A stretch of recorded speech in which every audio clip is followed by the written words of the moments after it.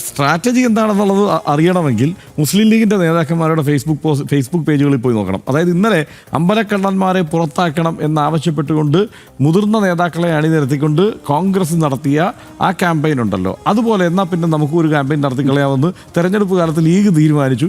ആ ക്യാമ്പയിൻ ഇന്ന് വന്നിരിക്കുന്നത് എന്താണ്? ഇപ്പോൾ KPA മജീദിൻ്റെയും PK ബഷീറിൻ്റെയും എല്ലാവരുടെയും നജീബ് കാന്തപുരത്തിൻ്റെ എല്ലാ ലീഗ് നേതാക്കന്മാരുടെയും പേജുകളിൽ 30 വെള്ളിക്കാശിന് വേണ്ടി മതേതര കേരളത്തെ BJPക്ക് ഒറ്റുകൊടുത്തവൻ ബ്രിട്ടാസ്, യൂട്യൂബ് ബ്രിട്ടാസ്, PM ശ്രീ പദ്ധതിയിൽ ചേരാൻ CPMനും BJPക്കും ഇടയിൽ ഇടനിലക്കാരനായത് ജോൺ ബ്രിട്ടാസ് ആണെന്നുള്ള വാർത്ത CPMന് അലങ്കാരമായിരിക്കും, മതേതര കേരളത്തിന് നാണക്കേടാണ്, മതേതര കേരളത്തെ ഒറ്റിയ മുന്ന, ഇതൊക്കെ KPA മജീദാണ്. ആ മുന്ന പ്രയോഗം ബ്രിട്ടാസ് ഇദ്ദേഹത്തിനെതിരെ സുരേഷ് ഗോപിക്കെതിരെ പ്രയോഗിച്ച് ആ നിലയ്ക്ക് അത് ഹിറ്റായതാണ്. അപ്പോൾ ഇങ്ങനെ മുതൽ നജ്മ തബ്ഷീറ വരെ സകല നേതാക്കന്മാരും ഈ ലീഗ് നേതാക്കന്മാർ ഒരുമിച്ച് ബ്രിട്ടാസിൻ്റെ നല്ല പടമൊക്കെ വെച്ചിട്ട് വ്യാപകമായി ഇത് പ്രചരിപ്പിക്കുക. ഏത് ലീഗാണ് സനീഷേ?